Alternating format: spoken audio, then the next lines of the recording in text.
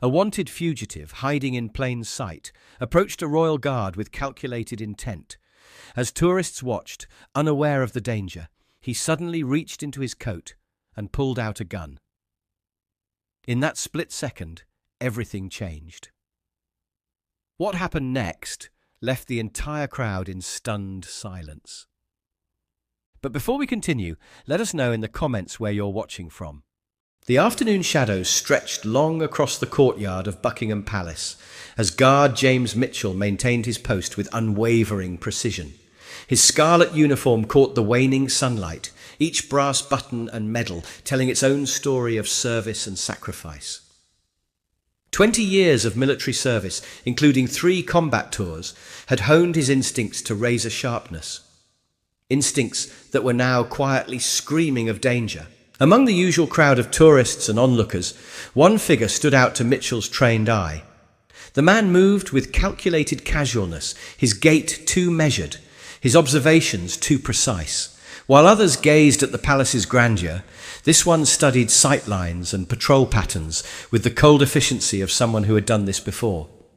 The stranger's expensive coat seemed at odds with his worn boots, the kind favoured by certain paramilitary groups Mitchell had encountered during his service.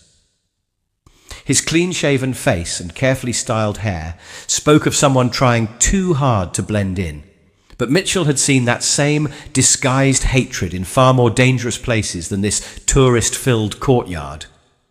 The man began drifting closer to Mitchell's position, his path seeming random to untrained observers, but following a classic infiltration pattern. Other tourists instinctively created space around him, responding to something in his bearing that set off unconscious alarm bells. A mother pulled her children closer as he passed, her expression uncertain but wary. "Quite the spectacle, isn't it?" The man finally spoke, his accent carefully neutral but carrying undertones of something harder, colder. "All this ceremony, all this," he gestured at the palace walls, "pretense of power." His voice carried just enough for nearby tourists to catch his words, their expressions shifting from curiosity to discomfort. Mitchell maintained his forward gaze, decades of discipline holding firm, despite the growing tension in the air.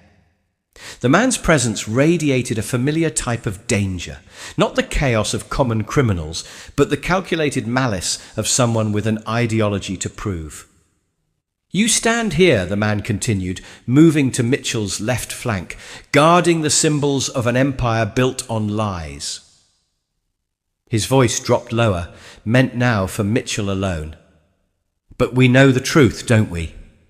About the supposed superiority of your civilization." The words carried the weight of rehearsed hatred, of manifestos penned in dark rooms by darker minds. An elderly gentleman wearing a veteran's pin paused mid-step, his weathered face registering recognition of the threat unfolding before him. He caught Mitchell's eye for a fraction of a second, one soldier to another, before quietly positioning himself near a young family, ready to assist if needed. "Your silence is fitting," the man pressed on, his controlled tone carrying threads of growing agitation. "Like all your kind, hiding behind protocol while the world changes around you." He moved directly into Mitchell's line of sight, close enough that the guard could detect the faint scent of gun oil beneath his expensive cologne. The afternoon light caught Mitchell's campaign medals, each one earned in conflicts where similar ideologies had been met with British steel. The man's eyes flickered to these decorations, his expression hardening with recognition. This was no random tourist. He knew exactly what those medals meant, what kind of soldier stood before him. "But today," the man's voice took on an edge of anticipation, "today we'll see what's beneath all this pageantry, what happens when symbols meet reality." His right hand drifted casually toward his coat pocket, a movement that Mitchell's combat-trained senses registered with crystal clarity. The courtyard had grown quieter, the usual tourist chatter dying away as more people sensed the building confrontation. The veteran had managed to quietly usher the young family toward the palace gates, his movements deliberate and unhurried to avoid drawing attention. Mitchell's posture remained perfect, his bearing unchanged, but every nerve and muscle was coiled with the readiness that had kept him alive through urban warfare and mountain firefights. As the man began his next circle, Mitchell counted weapons. The visible bulge of a primary firearm, the probability of a backup piece, the slight asymmetry in his jacket that suggested additional equipment. "You know what I see when I look at this palace?" The man's voice carried a new edge of contempt. "I see the last gasping breath of a dying culture, a culture that's grown soft, weak, content to play dress-up while real power shifts elsewhere." His words dripped with rehearsed venom, each syllable carved from years of cultivated hatred. The remaining tourists had begun to sense the wrongness in the air.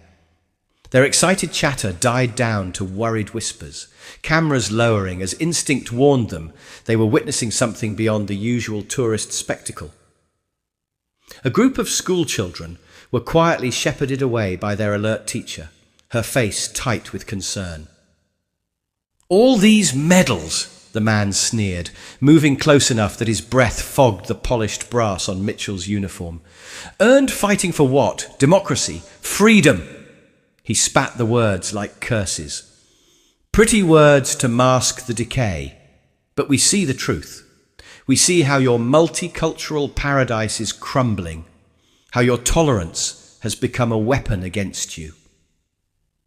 The elderly veteran had positioned himself near a palace emergency call button, his aged frame belying the alertness in his stance.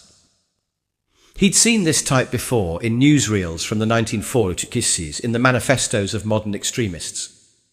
The hatred might wear new clothes, but its face remained unchanged. "Your silence amuses me," the man continued, beginning another calculated circle of Mitchell's position. "Standing here, guarding nothing, while your civilization collapses around you. Did you know," his voice dropped to a conspiratorial whisper, "that we're growing stronger every day? In every city, every country you thought you'd liberated, our message spreads. Your victory in 45 was temporary. The tide is turning." Mitchell's eyes remained forward, but his combat-trained senses tracked every movement, every subtle shift in the man's stance. The weight distribution in his step suggested military training, not British or American, but something Eastern European. The way he handled himself spoke of more than ideology. This was someone with practical experience. "Perhaps a history lesson is in order." The man's voice rose, now intentionally playing to the remaining onlookers. "About how empires fall, about how your precious tolerance, your democracy, your diversity—" He practically snarled the words. "They're all just weakness dressed up as strength. Today, here, we'll demonstrate that truth." A young couple quickly walked past, the woman's face pale with recognition of the hatred in his words. Her partner placed himself between her and the scene unfolding before them, hurrying her toward the gates. The man tracked their movement with cold eyes, his contempt evident in every line of his face. "Look at them, scurrying away," he taunted. "Your citizens, so easily frightened, so soft. When the moment comes, and it is coming, they'll fold like paper. But you," he turned back to Mitchell, "you stand here, bound by rules and tradition, while I say these things. Does it burn? Does it stir anything in that sanitized, regulated, politically correct mind of yours?" Mitchell's discipline held firm, each word washing over him like rain against stone. He'd faced this ideology before, in the mountains of Bosnia, in the streets of war-torn cities. He'd seen its end result: mass graves and broken societies. The man's words weren't just threats, they were echoes of horrors Mitchell had helped stop before. Still nothing. The man's controlled facade began to crack, frustration bleeding into his voice. "Then perhaps it's time for something more, memorable. Something to show your precious tourists, your multicultural audience, what real conviction looks like." His hand moved toward his coat, purpose replacing pretense in his movements. The elderly veteran's eyes widened in recognition. He'd seen that particular movement before, decades ago, on foreign battlefields. His hand moved toward the emergency call button, but he knew help would arrive too late to prevent what was coming. "You see," the man continued, his voice dropping to a dangerous whisper that seemed to freeze the very air around them, each word measured and deliberate, like a surgeon selecting his scalpels. "Words are important, but actions—" His hand emerged from his coat with deliberate slowness, a motion practiced 1,000 times before, each muscle moving with the fluid precision of a predator unsheathing its claws. The expensive fabric of his coat parted like stage curtains, revealing the main act. Sunlight caught the blued steel of the weapon, its dark surface drinking in the light like a black hole, waiting to devour everything in its path. The metal seemed alive in his hands, its well-worn surface telling silent stories of other moments like this, other targets, other consequences. "Actions are what change the world," he continued, his eyes reflecting the same cold gleam as the steel in his hands. "Actions are what people remember long after the screaming stops. Actions are what write history in blood and brass, long after all your precious words about duty and honor have faded to dust."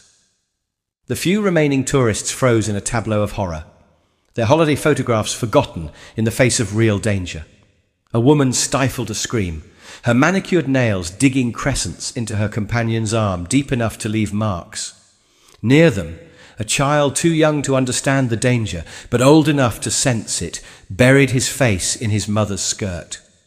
The veteran's weathered finger found and pressed the emergency button, but his eyes that had seen such weapons in darker places, never left the scene unfolding before him. He recognized the distinctive profile immediately, check-made, the chosen tool of certain extremist groups who valued its perfect balance of reliability, accuracy, and ease of concealment. Each detail of the weapon told its own story. The slight modifications to the grip, the custom sights, the worn but perfectly maintained finish. Beautiful, isn't it? The man held the pistol with the intimate familiarity of a lover, its muzzle pointed at the ground for now, like a cobra waiting to strike. Every movement spoke of extensive training, but not military. Something else, something darker. CZ-75, modified for special purposes. 15 rounds of purpose, of conviction, of change. His thumb caressed the safety catch before disengaging it with practiced precision, the soft click echoing like thunder in the stunned silence. No cameras catching this moment, no phones recording your precious tradition now, how quickly they run when reality intrudes on their tourist fantasy. Mitchell's eyes remained forward, fixed on that distant point that generations of guards had contemplated before him, but his combat-trained senses catalogued every detail with mechanical precision. The slight wear patterns on the barrel spoke of frequent use, not practice-range shooting, but real-world application. The custom grip showed the distinctive modifications of a particular weapons shop known to service certain extremist elements. The way the man held it broadcast volumes of information to Mitchell's experienced eye. This wasn't the awkward bravado of a common criminal, but the practiced confidence of someone who had pointed weapons at living targets before. "I could end it right here." The man's voice took on an almost dreamy quality, like a poet contemplating a particularly moving verse. "One shot to shatter your ceremony, to show everyone how fragile your system really is." He raised the pistol with theatrical slowness, savouring each degree of elevation like a conductor drawing out a crescendo. Each movement was calculated for maximum psychological impact, the gun rising in micro-adjustments designed to prolong the terror. "But first, I want you to do something for me. I want you to admit it's all meaningless. The uniform, the tradition, the discipline, just empty symbols protecting a dying world. Symbols that bleed and die just like everything else. The weapon steadied with surgical precision, aimed center mass at Mitchell's chest where his medals caught the afternoon sun. The man's trigger discipline was telling, finger resting alongside rather than on the trigger, following advanced weapons training protocols. His stance spoke of Eastern European military doctrine, but modified with more recent terrorist adaptations. Everything about his weapon handling confirmed Mitchell's initial assessment. This was no common street thug with a stolen weapon, but a trained operative with a mission and the skills to carry it out. Any last words, guard? Any final defense of your precious system?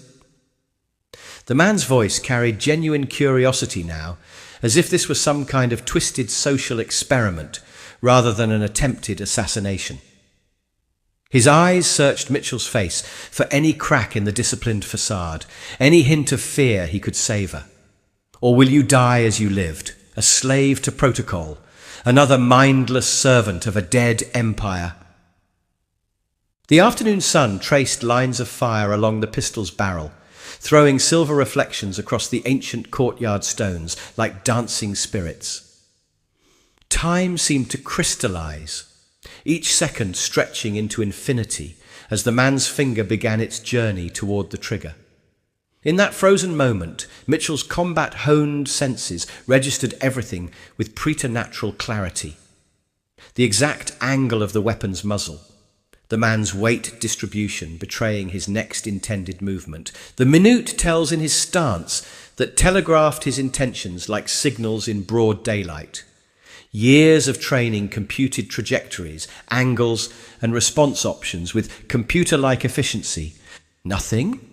Not even now? The man's voice hardened with finality, triumph already colouring his tone.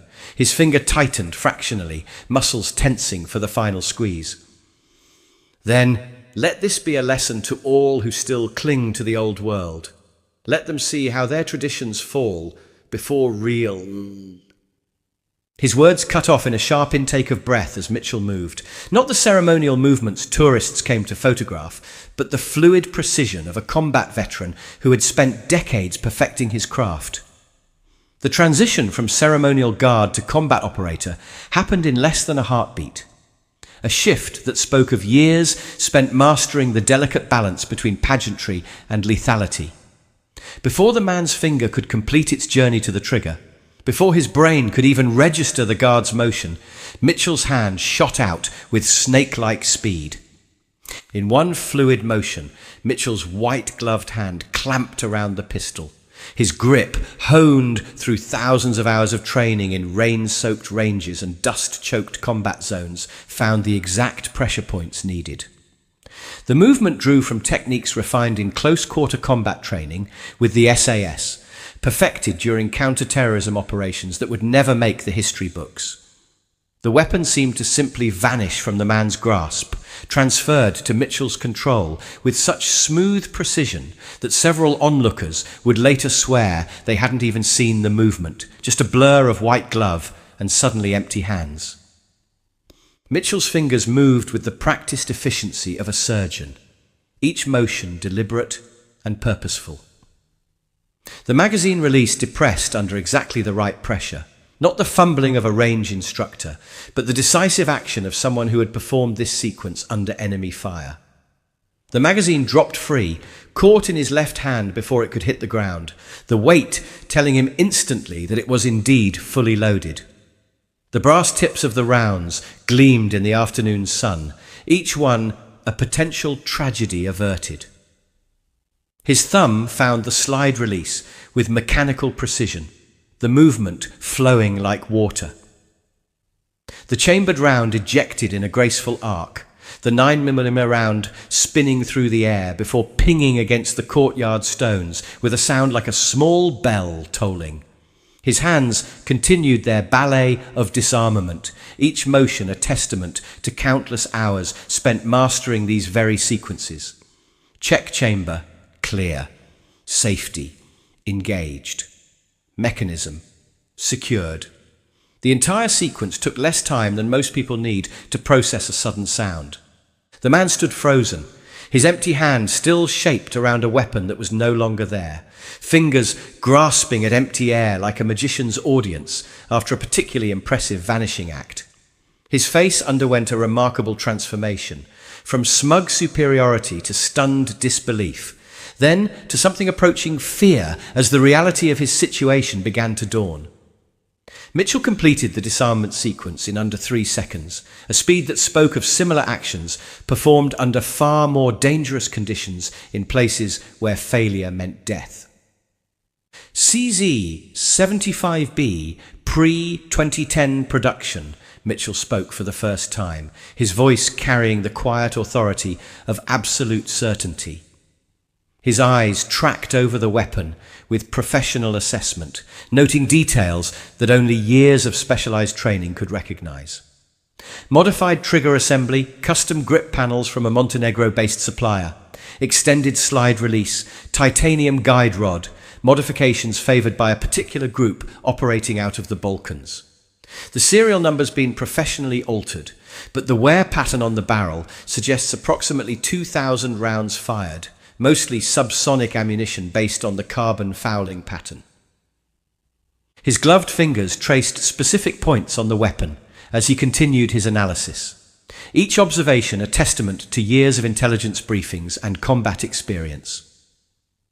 The ammunition is Czech-made subsonic, favored by certain groups for its reliability with suppressors. The magazine's spring has been replaced recently. Serbian manufacture, if I'm not mistaken, not standard issue.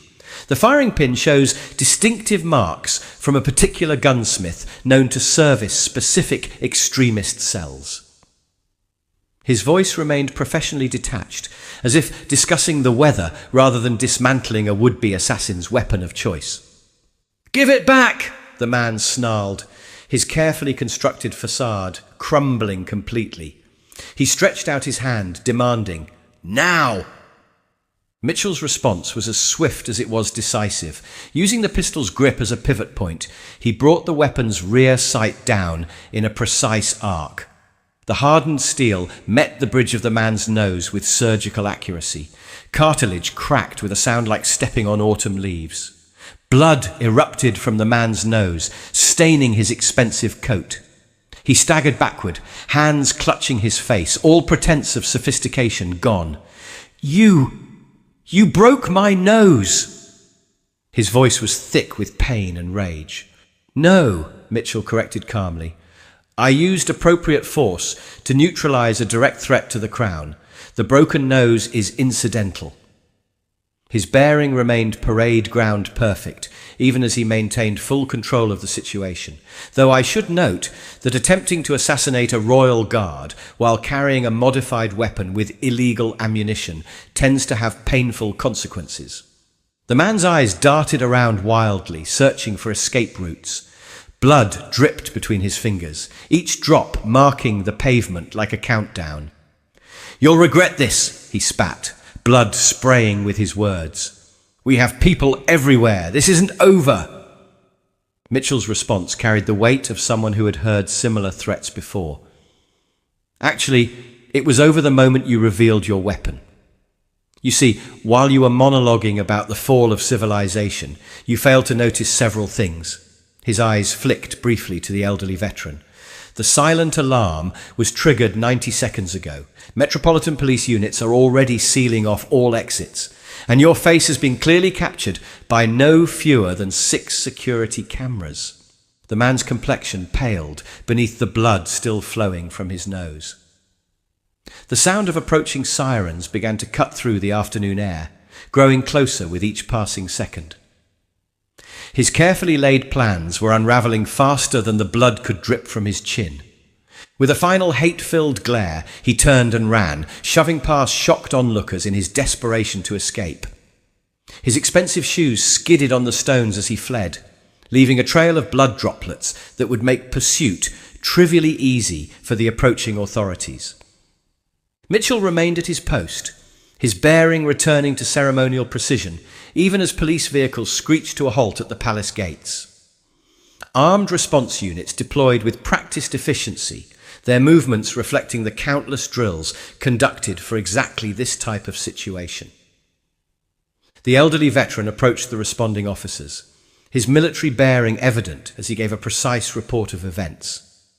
Other witnesses came forward, their shocked descriptions piecing together a clear picture of what had transpired. Each account emphasized the guard's incredible speed and control, how he had neutralized the threat without ever abandoning his post or losing his composure. "Detective Inspector," Mitchell addressed the senior officer who approached his position, his voice maintaining its professional calm. "The suspect is carrying a modified CZ-75B pistol obtained through illegal channels. Based on his accent variations and tactical training, I'd suggest checking his connections to certain extremist groups operating in Eastern Europe." The detective's eyebrows rose slightly as he took notes. "You got all that from a brief confrontation?" The weapons modifications are consistent with a specific weapons modifier based in Montenegro. The suspect's stance and weapon handling suggest training from a particular paramilitary camp. Mitchell's analysis continued with methodical precision. His ideology and phraseology match known propaganda from several monitored extremist channels. "I suspect you'll find he's already in your database." As if on cue, another officer rushed up with a tablet. "Sir, facial recognition just got a hit. He's wanted in connection with several incidents across Europe. Interpol's had a flag on him for months." The detective nodded grimly. "Right. We'll have his photo on every news outlet within the hour. He won't get far. Not with that broken nose marking him." He glanced at the blood trail leading away from the scene. "Though I have to say, that was quite a precise application of force." "The rear sight of a CZ-75B is particularly effective when proper pressure is applied," Mitchell replied matter-of-factly. "The suspect's nose will require medical attention within the next few hours, making it virtually impossible for him to leave the city undetected." The elderly veteran, who had finished giving his statement, approached Mitchell with a crisp salute. "Royal Marines, retired," he introduced himself. "That was textbook threat neutralization, son. Reminded me of our close protection training in '82. Mitchell returned the salute with perfect form. "Thank you, sir. Though I suspect your generation had to handle worse situations than a single armed ideologue." "Perhaps," the veteran smiled slightly, "but we didn't have to do it while maintaining ceremonial guard protocol." He glanced at Mitchell's still perfect uniform and posture. "I'd say the standards have gone up since my day." As the police began cordoning off the area and taking statements from witnesses, life around Buckingham Palace began returning to normal. Tourists, now held at a safe distance, watched as forensics teams photographed the blood trail and recovered the ejected bullet from the courtyard stones. The detective made a few final notes before turning back to Mitchell. "We'll need a full statement later, but for now, is there anything else you can tell us about the suspect?" "Just one thing," Mitchell replied, his eyes scanning the perimeter with professional thoroughness. "Given his ideology and training, he'll likely seek medical attention from underground sources. I'd suggest monitoring certain clinics in the East End, particularly those with recent connections to Balkan expatriate communities." The detective's radio crackled with updates as surveillance cameras tracked the suspect's flight through London's streets. Every police officer in the city now had his description, every hospital was on alert, and a network of law enforcement agencies was closing in like a net around their wounded quarry. As the excitement died down and the police continued their methodical work, Mitchell resumed his watch, his posture as impeccable as ever. The afternoon sun caught his medals once again, each one a testament to the years of training and experience that had prepared him for moments exactly like this. The ceremonial uniform might draw tourists' attention, but beneath it stood a warrior who had proven once again that the Guard's traditions were built on very real foundations of skill, courage, and unwavering dedication to duty. The elderly veteran, before departing, cast one final glance at Mitchell's post. In that perfect posture, that unshakable dedication, he saw the living embodiment of what their service had always been about, not just standing guard, but standing ready, prepared to meet any threat with disciplined, precise response. What would you have done in Guard Mitchell's position? How many of us could maintain such perfect composure in the face of direct threats, only to act with precise, controlled force when the moment demanded it? These are the men and women who stand guard over our traditions and values, not as mere symbols, but as highly trained professionals ready to defend what they hold dear. Their ceremonial duties might draw tourists' cameras, but their real strength lies in what you don't see until moments like these reveal it. If this story moved you, don't forget to hit that like button and subscribe to our channel for more powerful stories about the Royal Guards who protect not just our palaces, but our way of life. Press that bell icon to ensure you never miss our latest uploads. Have you ever witnessed a moment where someone's true training and character were revealed in a crisis? What do you think about the balance between ceremonial duty and combat readiness that Royal Guards must maintain? Don't forget to check out our previous videos about Royal Guards appearing on your screen right now. Each one reveals another facet of these extraordinary servicemen and women who stand ready to defend our values, whether through unwavering discipline or, when necessary, decisive action.